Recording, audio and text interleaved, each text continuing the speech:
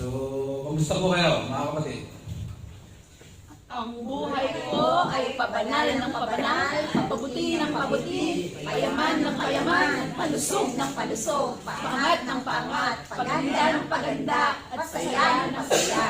Pero yung parang declaration na nag-almusal, hindi yung parang, ulit. 1, 2, 3. Ang buhay ko ay pabanal ng pabanal, pabuti ng pabuti, payaman ng payaman, palusog ng palusog, angat ng pangat, paganda ng paganda, pasaya ng pasaya. Yan. Kaya na nag-declare. No? Ito naman ating Luke 4:18-19, sabay-sabay, the Spirit of the Lord is upon me, because He has anointed me to preach the gospel to the poor. He has sent me to heal the brokenhearted, To preach deliverance to the captives, and covering of sight to the blind, to set at liberty them that are bruised, and to proclaim the acceptable year of our Lord Jesus Christ, the miracle working God, the anointed one. Kulturan naman natin, sabay-sabay.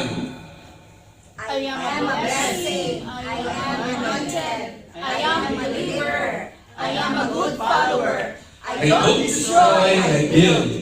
I am not seasonal. I appreciate everyone and everything. I am part of something big. I am partnership with Christ, and I am not extreme. Yan. Kung mo yung katabi mo, kung hindi extreme yan, okay pa naman. Okay, under God's will. Amen. So ang ating topic for the month of May is all about righteousness. No?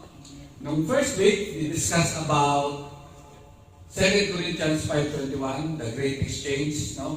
Na bakit ba tayo nagkaroon ng righteousness, no? Na sabi sa Bible, all have sinned and fall short to the glory of God, no? But bakit tayo nagkaroon ng righteousness? Bakit sinabi ng Lord na lahat ng tumanggap kay Kristo ay dinamitan ng katuwiran, no? Ito yung naganap. Nung namatay si Jesus Christ sa krus ng Kalbaryo, lahat ng kasalanan ng tao na impute kay Jesus Christ at siya namang katuwiran o yung righteousness ni Christ, siya namang nagamit sa atin. Okay? Kaya tinawag natin yung the great exchange. Last week, we discussed about the relentless pursuit for righteousness. No? Ano ba yung nagdadrive para tayo ay gumalaw, umilos, nang naaayon sa katuwiran? No? Ano ba yung mga bagay na yun? And we learned on that lesson last week, no? Na may mga driver pala yung ating paglakad sa path ng righteousness. No? And today, we will talk about righteousness pa rin. No? Paano ba nananalangin ang isang righteous? No? Ito yung ating i-discuss for today. So, when the righteous pray. No, marahil matatanong natin na ano ba yung pagkakaiba ng righteousness sa holiness? Parang parehas lang, parang tunog, siya, the same lang yung meaning niya, no? So, para makita natin yung difference ng dalawa, ipasok natin yung sin, yung kasalanan, no? So, yung righteousness, no? Ito yung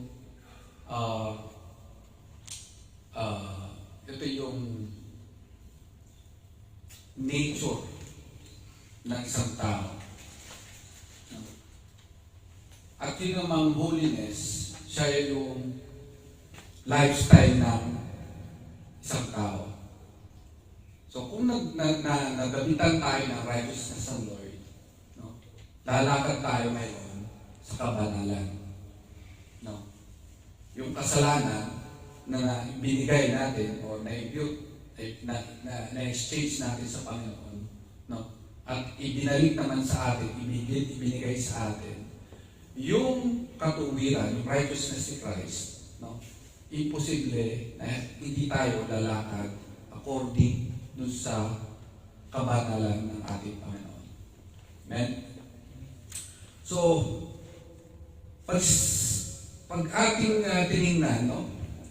When the righteous pray, no? Napaka-importante sa isang believer na tayo ay nanalangin. No? And also, people, or we hear a lot, no? in different preachings or sermons, na ang pinaka-backbone ng isang simbahan, isang church, is prayer. No? The moment na ang simbahan ay nawalan ng desire, ng passion, no? Ng init sa pananalangin, it will totally collapse. Kaya siya yung backbone. No? Parang tayo, spinal cord natin.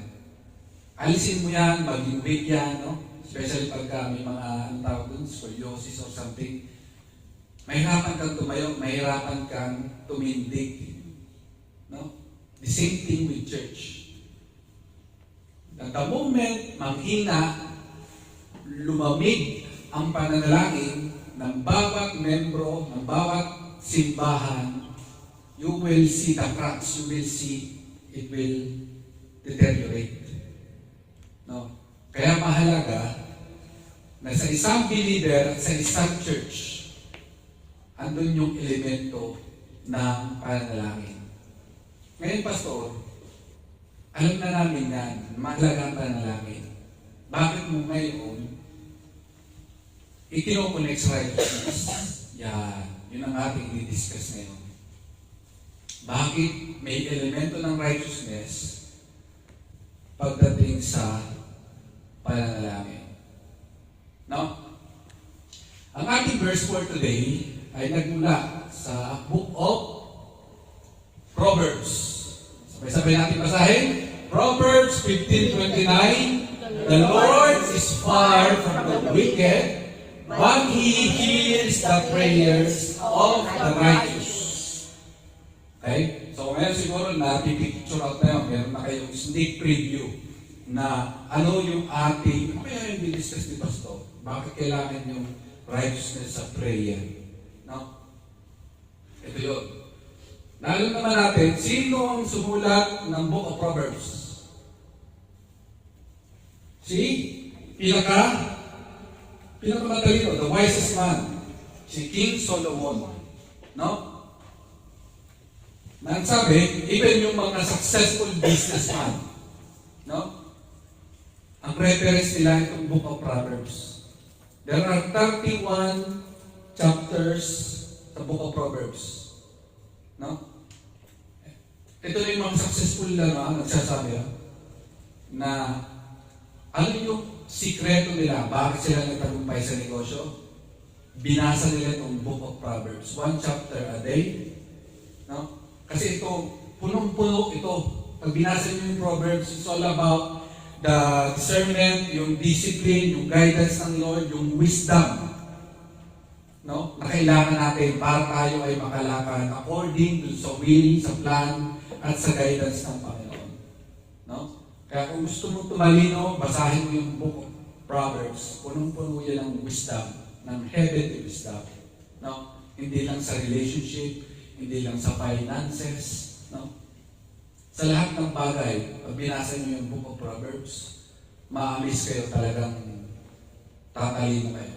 Kung ang inyong IQ level ay nasa 50, pag natapos nyo yung Book of Proverbs, nandun na kayo sa 90, 100 level. So sabihin mo sa mo, kapatid, magbasa ng Book of Proverbs. Tatalino ka. Yan. So dito makikita natin yung dalawang magkaibang elemento. Una, describe yung isang tao na wicked. No? The Lord is far from wicked, but He hears the prayers of the righteous. No? Ano ba yung sinabi? Pag sinabi bang pastor, wicked, ito ba yung mga mamamatay tao? Ito ba yung mga magnanakaw? Ito ba yung gumagawa ng mga heinous crime? No? Ang wicked sa Bible, no? Ay in biblical sense or in biblical lens, no? It is the spiritual evil, meaning the wicked are those who are deliberately choose sin over righteousness. No? Sabi sa Proverbs 4:14 to 15, do not enter the path of the wicked and do not walk in the way of evil. No? Ibig sabihin, alam mo na mapapasama at masama yung gagawin na yun pa rin ang pinili mo. Nabigyan ka na ng wisdom ng Lord. No? Huwag mong itutuloy yan. Mapapahama ka dyan. Pero tinuloy mo pa rin yung path na yun. No? It's also mean opposition to God. No? Wicked means opposition sa Lord. No? Meaning, yung pag-reject ng isang tao doon sa kautusan, doon sa law na binibigay sa atin ng Lord, no? And His commandments, ito ay nagpo-fall din sa wickedness. No? And also, yung mga practical actions ng tao. No? Nandyan yung lying, nandyan yung stealing. No? Ito yung, kung titingnan natin o babasahin natin sa Biblia, ito yung mga wicked people. Amen? At dito sa simpleng verse na ito, makikita natin yung contrast ng isang wicked versus dun sa isang righteous. At ano yung nangyayari in between those two personalities. No? Ano nangyayari sa wicked? Yung mga wicked, pastor, ay nagpipray din. Perhaps. No? Na Sunday, nagpipray, nag-worship. Pagdating ng Monday hanggang Saturday, iba ang ginagawa. No? Totally opposite dun sa panuntunan, sa guidelines, sa plano ng Lord. No? Kaya dinipay natin muna, ano ba yung wickedness? No? Para maintindihan natin kung ano yung sinasabi dito ni King Solomon sa simple verse na ito. No? So kung alam natin na napaka-importante yung pananalangin, mas kailangan natin malaman kung paano tayo lalakad sa katuwiran. Na hindi pala porket ikaw ay every Tuesday ma-attend ng prayer meeting, pero pagdating ng Miyerkules, totally different yung persona mo, yung pamumuhay mo. Do you think pag-ibigyan ka ng Lord doon sa panalangin mo last night? Do you think ibibigay sa'yo yung mga pinapanalangin mo? No? So dito sinasabi na ang congregational prayer, no, becomes united and empowered by the Holy Spirit. No? Kaya, collectively, dun sa ating pananalangin every Tuesday, sa prayer meeting, napaka-importante, no, na ang bawat isa sa atin ay united in prayer. No? Kita mo yung nakulong doon si Paul or si Peter. Yung mga kasama niya wala pa totally church na ganito, no? But yung kanyang mga disciple ay sama-sama nanalangin, no? At nagkaroon ng miracle. nagkaroon ng earthquake. Isipin niyo yun? No? And nowadays, napaka-importante, no? Kaya tama-tama itong topic natin about righteousness, no? Well, may nagtanong nga sa akin, Pastor, parang hirap nang humanap ng gagawing sermon about righteousness. No? Pero kung titingnan mo, yung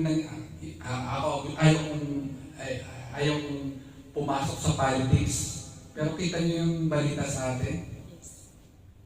Sa loob ng Senado nagbabari lang. Saka nakakita lang na. No? Kasi kung walang righteousness, napaka-importante ng righteousness. No? Kung walang righteousness sa isang lugar, sa isang country, no? Ganyan ang mangyayari. Nagkakaroon ng chaos, nagkakaroon ng anarchy, nagkakaroon ng gulo. No?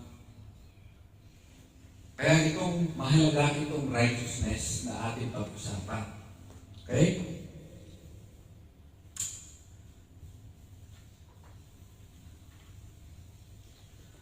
So sabi dito, this message is more important than ever because we are living in times of intense spiritual warfare. Kaya kailangan natin ang bawat isa, no? Na tayo ay united in prayer. Yung congregational prayer natin, kailangan natin yun. Yung ating personal prayer sa Panginoon, kailangan natin yun. No? Yung ating devotion sa ating Panginoon, no? Bakit kamo? Kasi nandito na tayo sa panahon na patindi yung spiritual warfare. No? And we have this, na natin the previous preachings, the authority na binigay sa atin ng Lord. No? Binigyan tayo ng authority, kung hindi naman natin yung gagamitin, mawawalan ng saysay. No? Kaya binibigay yun sa atin because meron tayong special role. Meron tayong important role na gagawin in this moment of time. No? Sa oras, sa panahon ngayon, na patindi ang spiritual warfare. No? The enemy is actively attacking Christians. No? Hindi lang yung mga may pangalan na Christians. Ang tinutukoy kong Christians dito ay yung mga Christian families, churches, no? Lahat ng mga believers. Diba sabi ko nga, the moment na ikaw ay tumanggap sa Lord bilang Panginoon at tagapagligtas niya, andun ka na sa crosshair ng enemy. Gagawa ang enemy ng way para ma-distract ka, ma-deceive ka, para hindi ka makalakad doon sa panuntunan o doon sa pang righteousness ng Panginoon. No?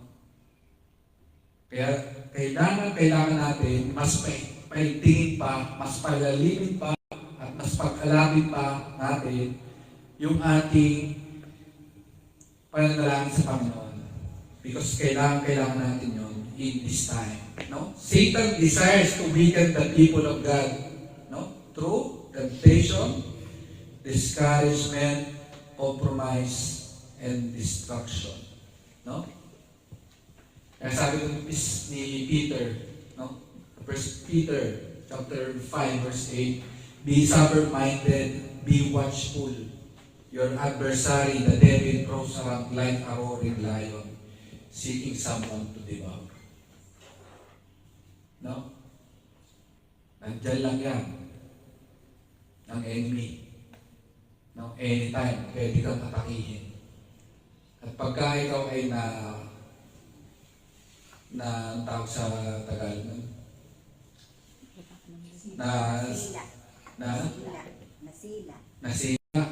Nasila daw. No? Parang nawala sa focus. No? aatake ka ng lion. No? Through temptation, deception, no? And also discouragement.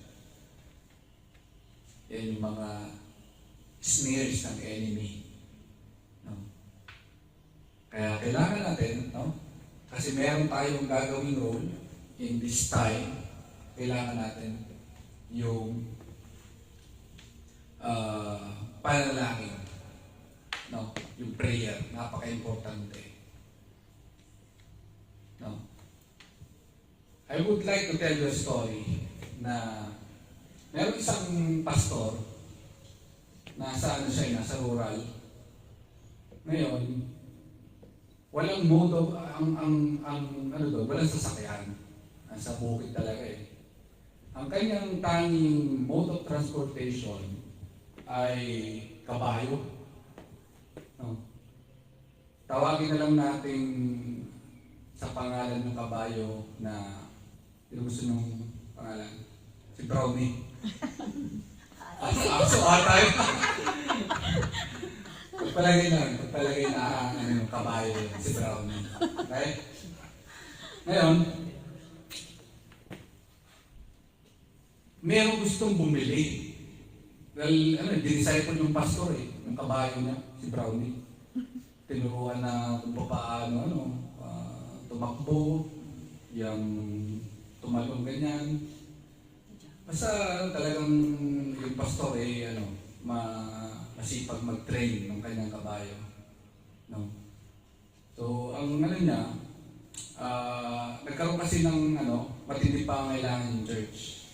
Kailangan magpatayo ng kasi dati sa ilalim lang sila ng puno. Nag-worship service. Hindi katulad ng ganito maganda, maayos. So, naisip niya, benta ko na lang itong kabayo para meron tayong fund doon sa church building. Praise God, nagpadala naman ng Lord ng bibili ng kabayo niya. At maganda yung presyo. No? Pagka nibenta niya ito, sigurado matatayo yung church.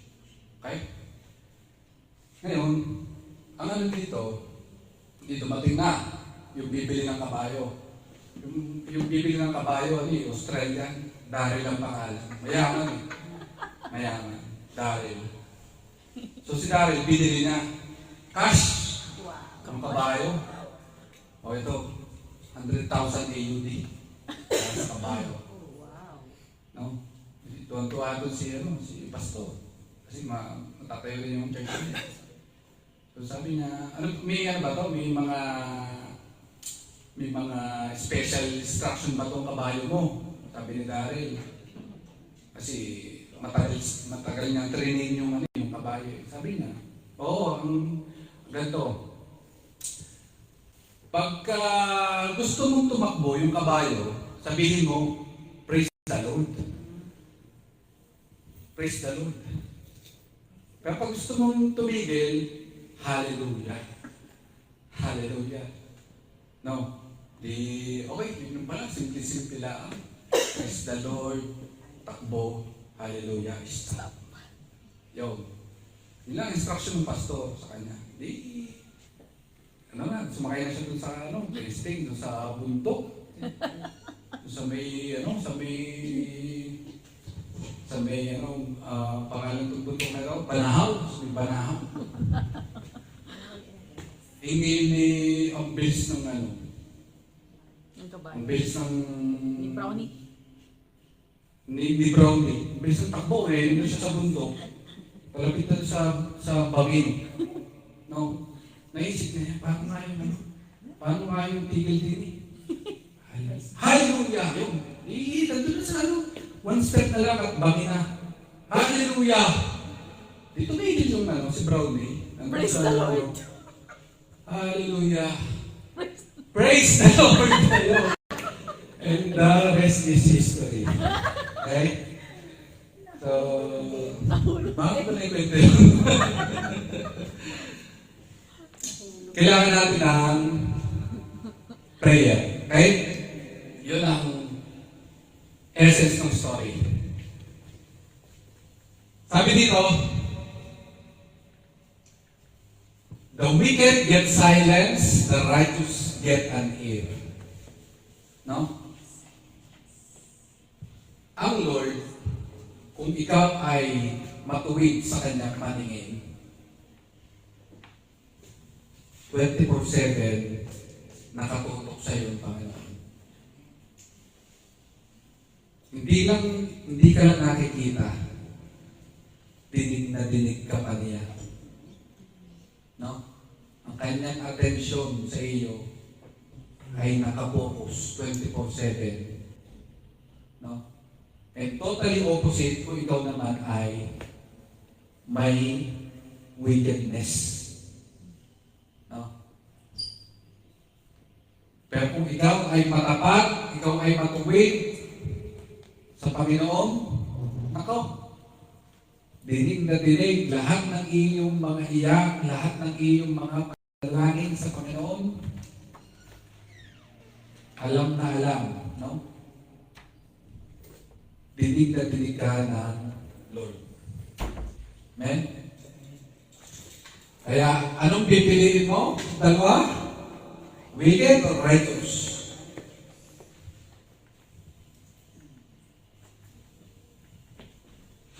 The power of prayer is one of the greatest gifts of God given to His people. Through prayer, we commune with God, receive strength, seek guidance, and experience His power in our lives. No? Kaya napaka-importante ang panalangin.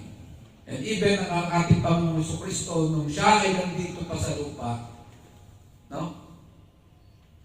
Lagi siyang nanalangin. Kahit sa mga simple tasks or simple errands, nandun yung prayer. No? Hindi na sinabi na ito'y pahabaan ng mga prayer. No? Yung just a simple, kahit kung ngayon nagdadrive, pwede ka manalangin. No? Kahit habang hindi nagme-make-up, pwede ka manalangin. No? Nalilig. Kahit saan oras. Wala namang sinabi na, ay, kailangan pumunta muna sa church, kailangan pumunta muna sa para manalangin. No? Anytime, anywhere, pwede mong kausapin ang Lord. Meron tayong direct hotline sa Lord. No? At yun nga yung gustong-gusto ng Lord. No? Yung longingness natin, no? Yung ating desire lagi na kusapin siya. No? Sa isang relationship, baka sa isang mag-asawa, no?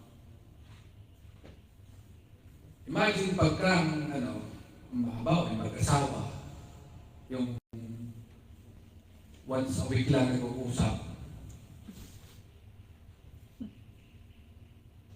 Tapos habang nag-uusap kasi cellphone, may ginagawang iba, no? Pero itong prayer, communication natin na undivided attention sa Lord. No? Pag tayo'y umarap at kinausap natin ang Lord, nanalangin tayo sa Panginoon, no? Andun yung puso natin. Andun yung ating passion at desire na kausapin siya. The prayer of a righteous person is powerful and active. Sabi ni Apostle James, chapter 5, verse 16. No? Napaka-powerful ng ating panalangin. No? And tayo, umikilos tayo sa Apostolic Church. Sabi ko nga, mayroon tayong malaking role na gagampanan. No? At kailangan natin ang power ng prayer. No? Kaya kita nyo yung mga apostle ni Jesus Christ during that time. Isa lang ang tanong nila, Lord, teach us how to pray. Kasi nakita nila sa lahat ng miracles na ginagawa ni Jesus Christ, nag-uumpisa siya sa lagi sa panalangin. At yung role na binigay sa atin ng Lord, yung authority na binigay sa atin ng Lord, we need to first start sa prayer. Kailangan natin yung panalangin. No? Why is it important? Because we are living in times of intense spiritual warfare. No? Sabi ko kanina, patindi pa ng patindi. No? Hanggang sa nalalapit, no? Malapit na yung pagbabalik ni Jesus Christ. Kaya yung atake ng enemy, yung spiritual warfare, patindi ng patindi ng patindi. No? At yun naman yung ating ang advantage natin. Kung tayo nakipag-isa na kay Kristo, no? Kung tayo ay nandun sa side ni Jesus Christ, no? We are victorious, we are winners. Lagi tayo magtatagumpay. No? The Lord is never out of range, but sin jumps the signal, repentance restore the connection. Sabi ni Rick Warren. No? So ito yung quote na ito, no? Is telling us na bakit ba, Pastor, parang sometimes pag ako'y nanalangin, parang dinatago sa kisame. No? Maybe it's because of sin. No? Na hindi, no? Sabi doon, sin jumps the signal. No? Kahit ikaw ay Telstra o Vodafone, pero ang iyong sin ay isang damakma, talagang hindi ka makakakonect sa Panginoon. No? Buti na lang may solusyon. Ano yun? Repentance. Balik sa Panginoon, hingi ng kapatawaran, no? And through repentance, sa ating mga forgiveness sa ating mga kasalanan, then marirestore ulit yung signal, marirestore ulit yung ating relationship sa Panginoon. Amen?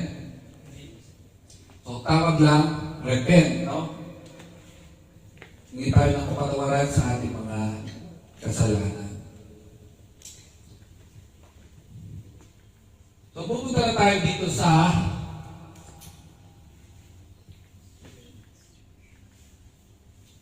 illustration. Paano ba nananalangin yung mga biblical characters? No? Doon sa Bible, sabi doon, the church prayed for Peter. No? Ito yung nababasa natin sa Acts 12, verse 5. No? Nung inutusan ni King Herod, no? Na ipakulong in prison si Peter. No? Anong ginawa nung mga kasama niya sa church? No? They prayed earnestly and continually for him. No? Walang patid. Nag-prayer and fast yung mga kasama niya dun sa simbahan. No? At kagabi napaisip ako, kung ako yung makukulong, ako yung pupipray ng mga jailman. Mga mahimbing ang tulog ng mga ulo. Buti na lang si Peter, ipinalangin ng mga disciple. No? At anong nangyari? Nagkaroon ng miracle. Nagpadala ang Lord ng angel. No? At nakalaya si Peter from the prison. No? Kaya hindi tayo pabayaan ng Lord. Nakala ko wala ka ng escape, wala ka ng kawala. No? Defeated ka na.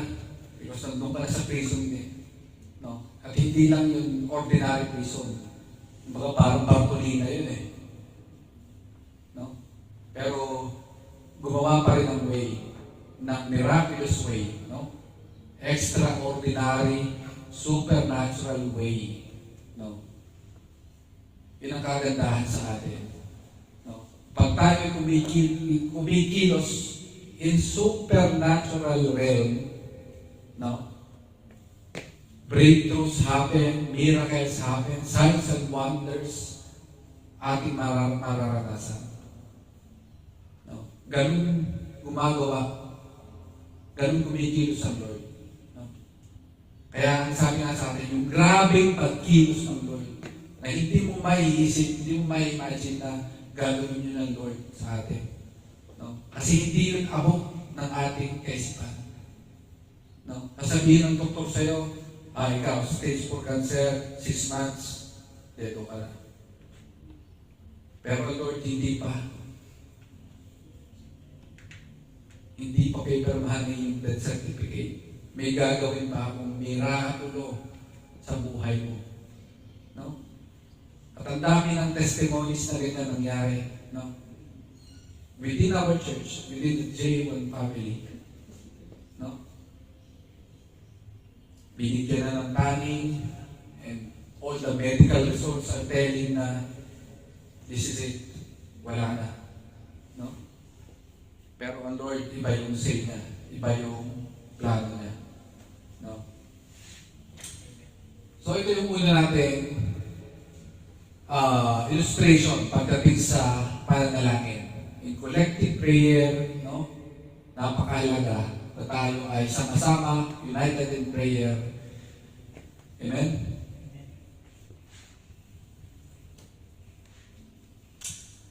Ganun din ang nangyari kay Paul at saka kay Barnabas, no? Nung sila ay nag-umpisa ang kanilang missionary journeys. Yung church doon sa Antioch, no? Nag-declare sila ng prayer and fasting. No? At doon na-empower yung simbahan. No? Because of that united in prayer, no? Mas lalo pang nadagdagan yung kanilang numbers. So ito yung kailangan natin. Kung gusto natin lumago, kung gusto natin dumami, no? Mag-umpisa muna tayo dun sa collective prayer, no? Sa congregational prayer, no? Na baka naman pray tayo ng pray, tapos yung isa palang membro gusto ko i-anlaan, 12 lang tayo, ayaw ko lumago, maagawan ako ng pagkain pagkasanday. No? Pero kung tayo, iisa yung natin, goal natin, no? Iisa yung ating focus, na gusto natin padami ng padami, palago ng palago, pasaya ng pasaya, no? Mas powerful, no? Kasi united yung church pagdating sa prayer. The church prayed for boldness. Acts 4:29 to 31.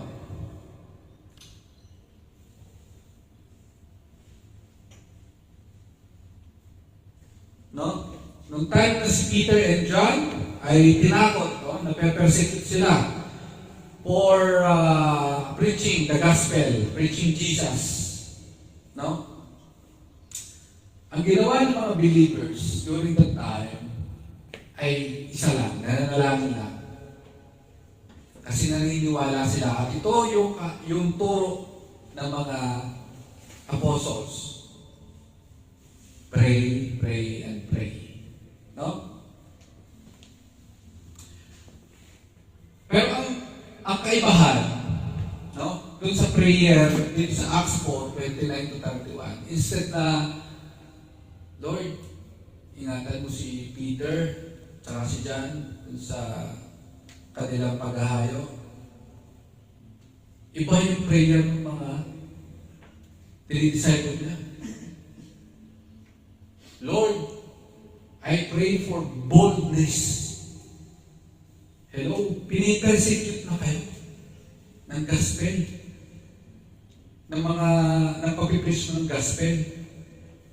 Pinipersecute na kayo dahil wala kang tigil na ipagsabi yung ginawa ni Jesus Christ, yung kanyang muling pagkabuhay, yung resurrection niya. Bakit mo pa ipinapanalangin? Kasi pag-iinit ang kalalo ng mga Hudyo, ng mga Pharisee, tsaka Sadducees. No? At ganoon nga yung nangyari. Pagdating doon sa Sanhedrin, no? Okay, okay, palalayain na namin kayo. Sabi dito kay Peter and John. Pero, huwag na ulit yun yung gagawin na magpalaganap ng gospel. No? At ang sabi nga, nagtaka itong mga kasi itong mga nasa Sanhedrin, ito yung collection ng mga Pharisee at saka mga Sadducees, nagsama-sama. At itong mga ito, hindi lang basta-basta mga leaders ng Jewish church. Ito talaga yung mga nag-aral, nagsunod ng kilay pagdating sa utusan, sa loob. Kaya alam na alam nila, no? Yung kanilang Bible, o yung Torah. Pero itong kausap nila, itong pinipersecute nila, mga fisherman, mga karaniwang tao. Pero grabe yung boldness nila. No? Bakit ka mo? Kasi sila personally na-experience ang Panginoon. Kaya sabi ko hindi mo madadaya ang isang tao na may personal na encounter sa Lord. Iba doon sa isang Kristiyano na nakapakinig lang ng ay maganda yung preaching ni Pastor Christian last week. Okay, magiging born again na. Ay, nakapakinig lang ako ng Hillsong na kanta. Parang ako yung na-touch, parang mababaw. Pero yung ikaw mismo, no? Ikaw mismo, personal mong naramdaman yung presensya ng Lord. Naramdaman mo yung yakap niya, yung pag-ibig niya. Ay, ewan ko lang, kahit ikaw ay sabihan ng kung ano-ano, kasi alam ko, totoo ang Lord. Naranasan ko yung pag-ibig niya. Naranasan ko yung grace niya. At yung doon lang malabas yung boldness. Na kahit anumang persecution ma-receive mo, tatayuan mo yung pananampalataya mo. Na kahit ikaw na lang mag-isa, no? Pagdating kay Kristo, you never waver your faith. No? Kasi alam ko, totoo yung Panginoong sinasamba ko. Alam ko, deep in my heart, na siya yung umigil sa buhay ko. Yun yung boldness na tinatawag. No?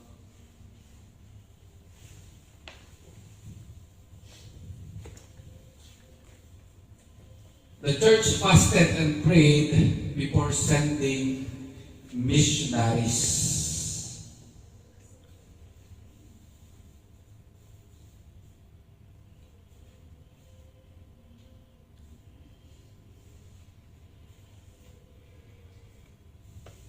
Amen?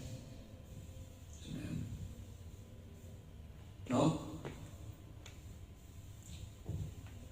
Makikita natin sa Acts chapter 13, verse 2 to 3, no? Na yung mga disciple ni Paul at saka ni Barnabas, no? Doon sila nagkaroon ng moment, no? Para mag-spend ng prayer and fasting, no? Kaya napaka-importante, no? And in the next few weeks or by next week, no? Magpapatawag ako ng prayer and fasting for our anniversary sa ating nalalapit na anniversary. No? Napaka-importante yung prayer and fasting. No? At kung tayo ay sama-sama na nagpe-prayer and fast, no? Yung ating kinumit sa Panginoon, nakita mo yun, sinabi ko na prayer and fast, kumulo na yung tinaw. Ganun yung ng enemy takihin ka talaga. Nagpapatawag pa lang ng prayer and fast talagang yung spiritual warfare. Talagang Amen? So again, the church fasted and prayed before sending missionaries. No? Kaya lahat ng ating mga gagawin activities, no, dapat ay naipanalangin natin at mas maganda, no, nagkaroon tayo ng fasting, prayer and fasting. Kasi Di ba? Pagka the moment na ikaw ay, actually sa first 2 days, nung nag-commit ka sa Panginoon ng 1 week na prayer and fast, no? Yung first 2 days, yun yung critical eh. No? Pero once na ma-overcome mo yun, lahat ng mga temptation, lahat ng madali na yung the rest of 5 days. No? Kasi doon talaga lalabas yung one time na experience ko noon. Nag-commit ako ng prayer and fasting sa Lord. No? And then, nung second day, bigla ako nagutom. May nakita akong sky flakes. Lord, pwede ka rin, pag gutom na eh. Hindi kumain ng sky flakes. Nako, pagkain ko yung, nag-LBM. Nag-commit ka sa Lord ng prayer and fasting. No? Tapos, sa second day pala, nag-ano ka na. Yun yung pumasok sa isip ko. Umiyak ako ng kapatawaran ko at patawad dahil hindi ko natupad ako na fulfill yung commitment ko sa prayer and fasting. Kaya importante talaga na sa ka ba magdidepende. No? Kasi pagka nandun ka sa critical moment ng prayer and fasting, Lord, talagang ako ba'y tapos ang pa noon, ang challenge pa noon during prayer and fasting, yung mga kasama mo na hindi naman nagpe-prayer and fast, paparin ka na nagbubukas ng coke. Di ba? Pag talagang mas-challenge ka talaga. No? Kakayanin ba itong Kaya mas maganda pa yung yung talagang separated ka sa no? Kasi may marami kang kasama na may mga pork chop, may mga lechon. Oo, naamoy mo. Timing naman ito yung prayer and fast. Amen. So, application, understand the power and the purpose of prayer. No? Jeremiah 33, verse 3, call to me and I will answer you, and I will show you great and difficult things which you don't know. No? Ito yung power at saka purpose ng prayer. No? Hindi lang ito every Tuesday na activity natin, yung prayer meeting. No? Ito yung ating fellowship sa Panginoon. Ito yung ating spiritual warfare na ginagawa. No? Dahil kailangan natin na magapit, matalo yung enemy. No? At ang Lord, pinapakinggan niya and answers our prayers. No?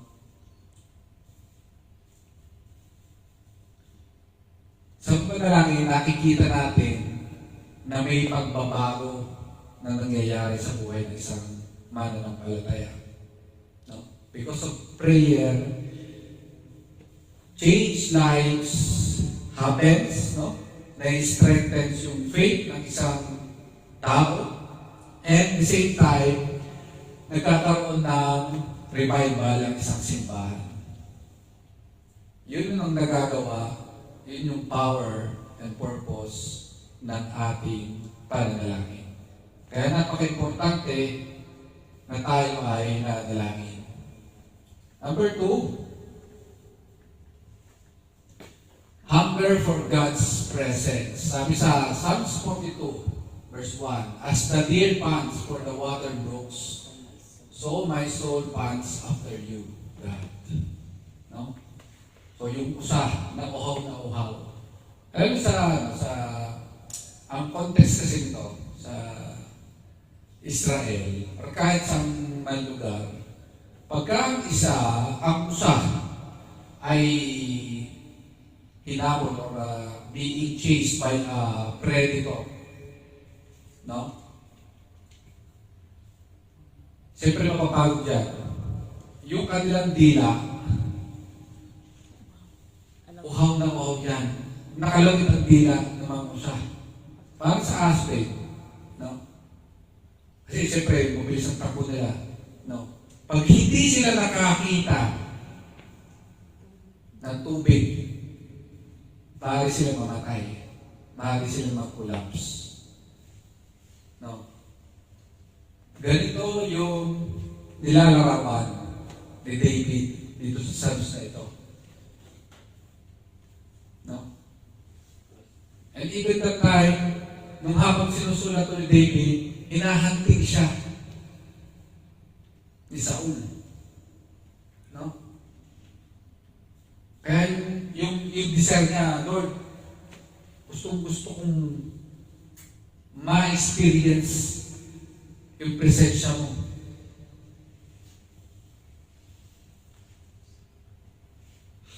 Gusto niyang makita, no? So we become spiritually on fire when we sincerely desire God more than worldly distraction. No? So for example, magkatabi yung Bible at saka yung Netflix. Alin ang pipiliin mo, kapatid? Siyempre Netflix, pastor.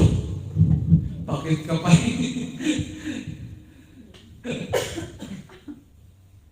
Nakakapag-itay naman yung Bible pastor. Pwede yung mga mayang gabi na lang pag nag-divorce na ako. Now, hunger. Uhaw ka ba? Yes. Gutom ka ba sa presence ng Lord? Yes. Pero ano yung pinipili mo? Ano yung dinidesire ng heart mo? Ano yung passion mo? No?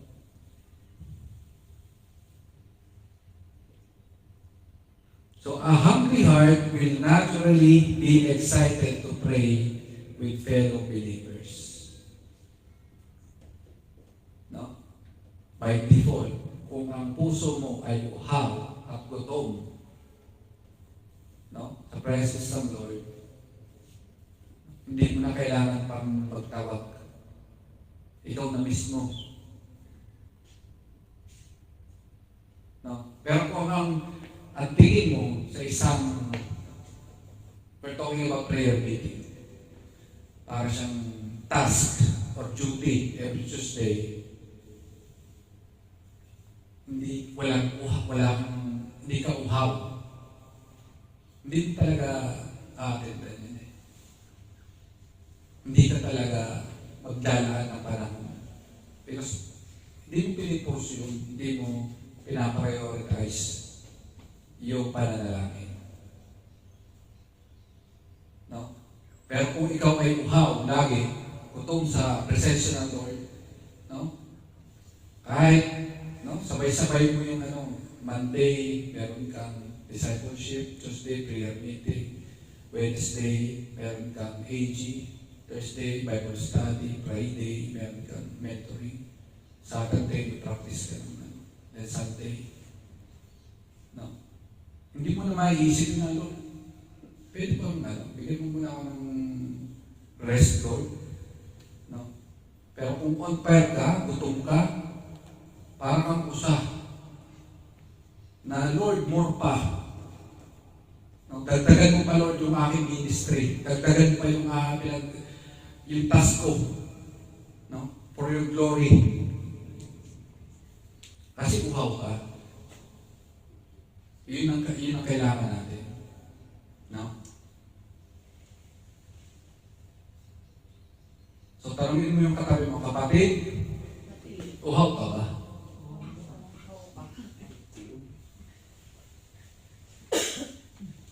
No?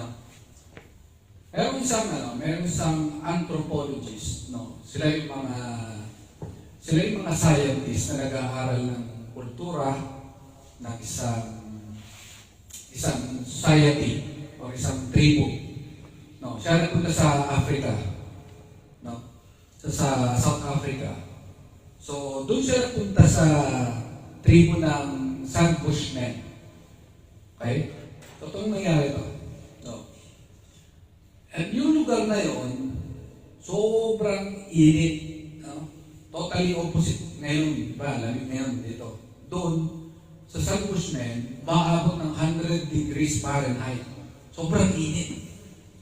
No? At hindi lang araw, months na gano'n ang temperature. No? Alam naman natin, pagka sobrang init, kailangan natin ng water. Madali ka mauhaw. So, kailangan mo ng source ng water. No?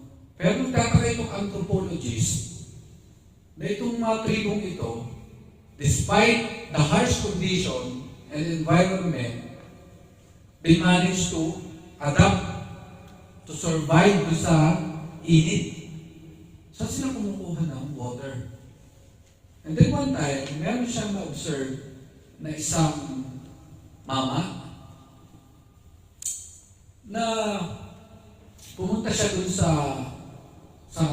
kaparangan, sa parang. And then he started listening dun sa soil. Tinitikit niya yung tenga niya. Tapos, pagka wala siya narinig, lalakad siya, lipat na naman. And then, after a few hours, sumenyas yung mama. Sabi niya, dito. And then, pagbukay nila, tawag dito? Deep. Mga 2 meters lang deep, lumabas na yung putik. And then, pagka, bumukal na yung tubig. No? So, nilapitan ngayon nitong anthropologist, yung mama.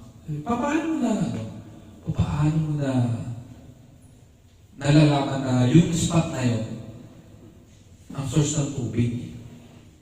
No? At doon na-amaze yung anthropologist. Sabi niya, hindi ko pinapakinggan yung outside environment. Ang tenga ko nakatutok lang doon sa soil, doon sa spot. No? I listen carefully, sabi niya. Na anumang distraction, hindi ko pinapakinggan. Tanging yung rumble lang yung sound lang na nandun sa spot na yun lang ang pinapakinggan. And kung babalik tayo dito sa hungerness, no?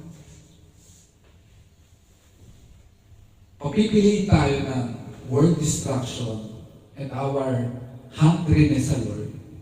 No? Maybe because we don't hear the voice of God because lumalamang na yung distraction ng mundo. Kaya parang feeling natin, parang wala namang nire-reveal ang Lord sa akin. Kasi hindi ka gutom, hindi ka hungry, hindi ka uhaw sa presence niya. Pero kung paglalaanan mo ng panahon, itutuon mo yung sarili mo, no? You will hear the voice of God. You will see His holy presence. No? Kami nga, hindi madamot ang Lord na i-reveal niya yung kanyang presensya. Gusto nga niya eh. Gusto niya na maramdaman natin siya. Gusto niya na marinig natin yung kanyang gustong sabihin sa atin. Nandun yung longing niya sa atin. Tayo lang yung lumalayo sa Kanya because of this distraction. Na napakaraming distraction. No?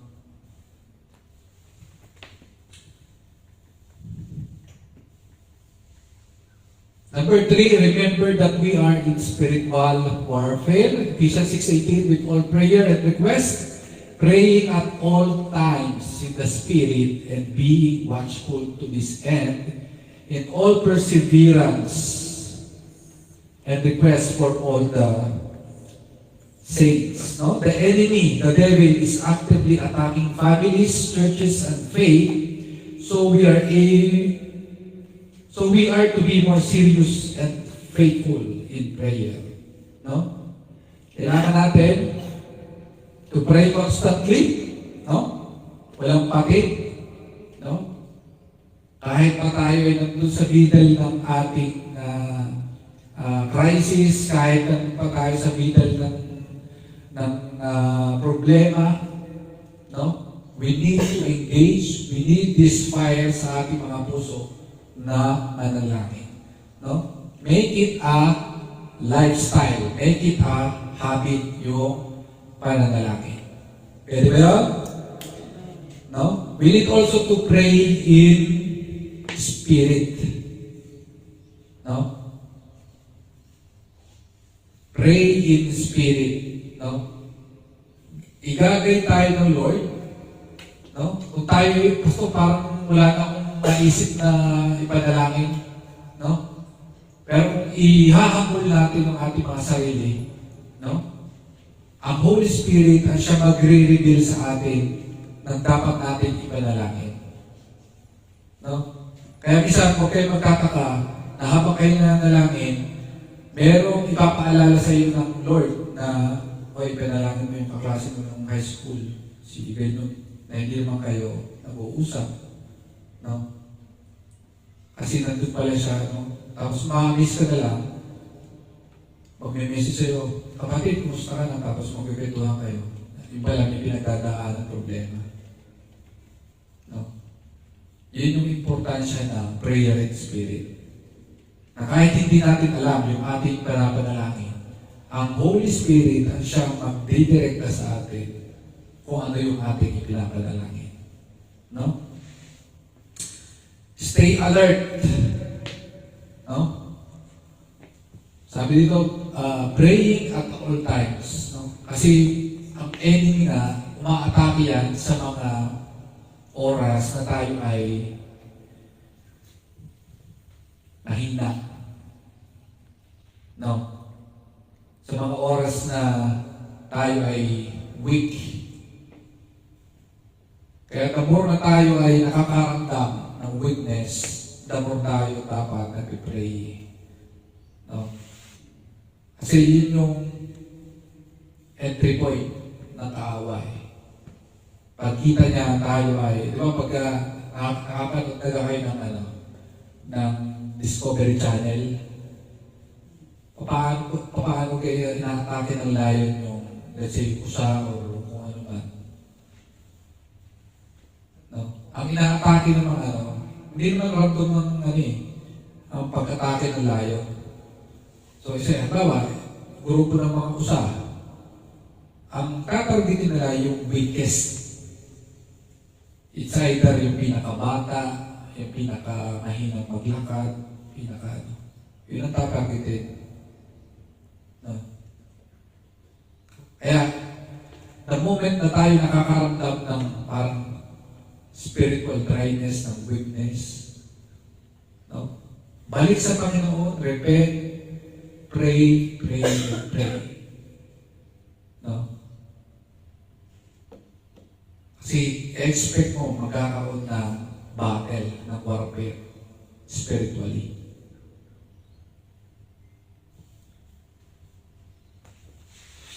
And also, we need to intercede for others, no? Perseverance and request for all the saints. No? Hindi lang yung ating mga prayer request, yung ating pinapanalangin, paging sa buong pamilya ng J1 Perth, sa ating mga pamilya, no? Mga mahal sa buhay, kasama yun lagi sa ating prayer meeting. No? And even our personal prayer, no? Lagi yung ipapanalangin ng bawat isa. No? O pinapanalangin mo ka yung mga kasama natin dito sa church. Sa inyong personal prayer, hindi na. Pray natin, Yan, si Daryl. We are praying for you, Daryl. In our personal prayer, we include you. You know, your legs, your everything.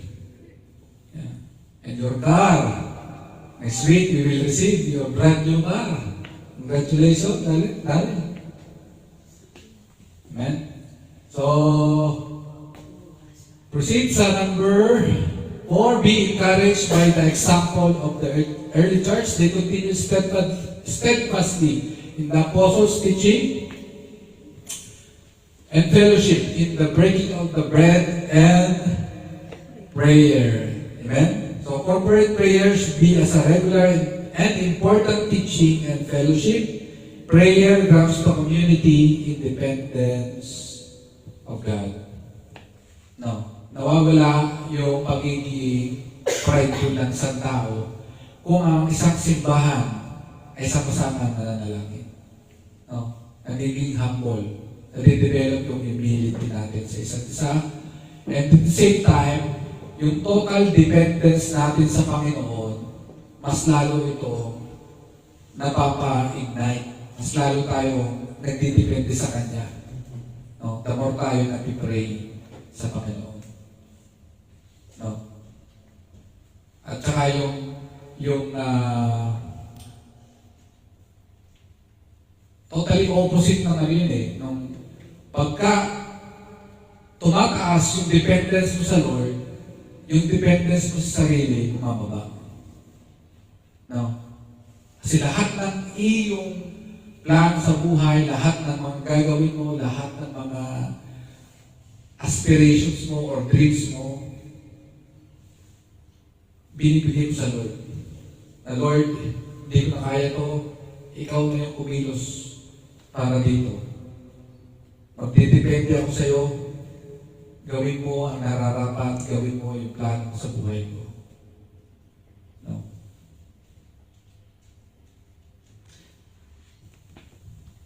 So, napakahalaga, no? Itong sinabi dito sa Book of Acts na magkakakonect yan, no? Bakit ka mo?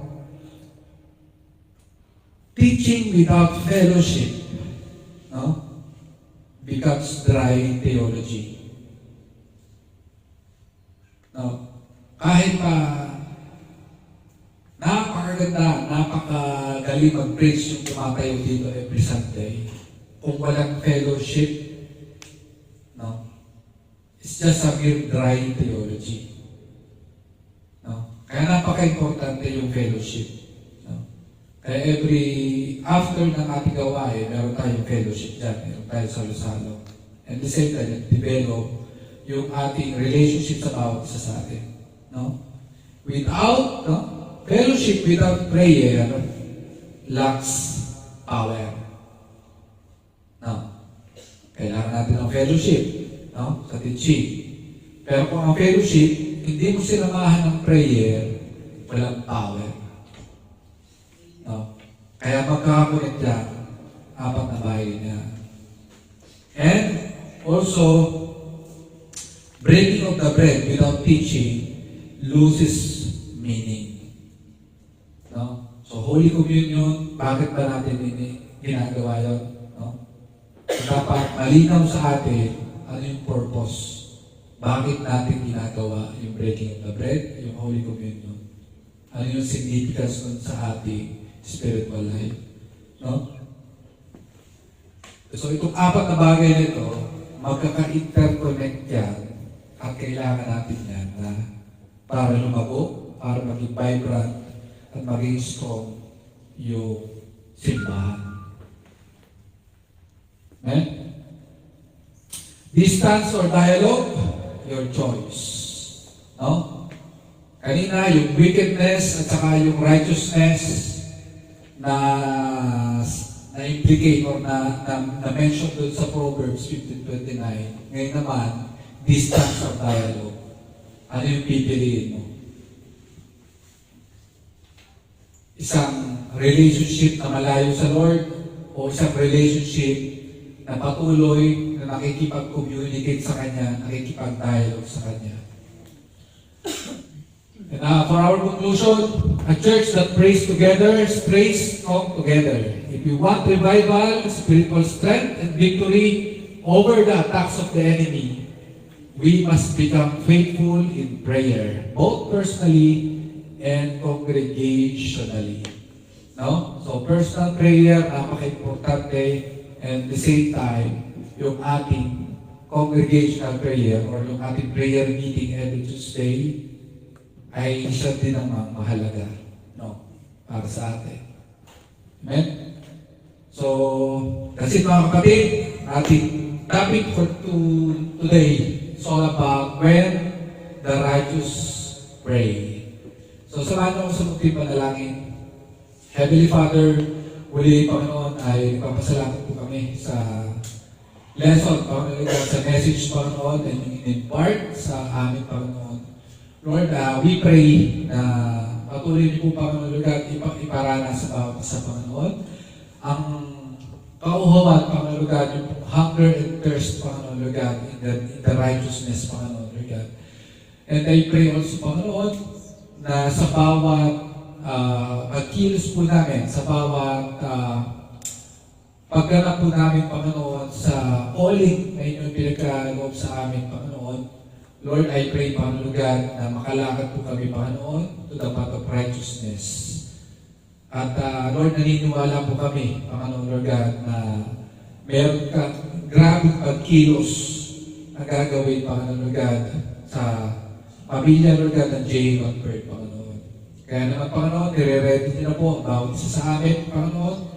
Kinukomisyon niyo na po, Panginoon Lord God, sa mga oras na ito, Panginoon Lord God, upang kami, Panginoon Lord God, ay lumakad sa maranang tagumpay at makaranas, Panginoon Lord God, ng kagilagilalas, Panginoon God, na miracle, signs and wonders, Panginoon, na inyo po, Panginoon, i-demonstrate sa amin, Panginoon. Maraming salamat, Panginoon, for the victory, Lord God. Salamat, Panginoon, Lord God, for the righteousness, the robe of righteousness, Panginoon, na inyong idinamit sa amin, Panginoon. Lord, we give back all the praises, all the honor, and thanksgiving. This we pray in Jesus' name. Amen and amen.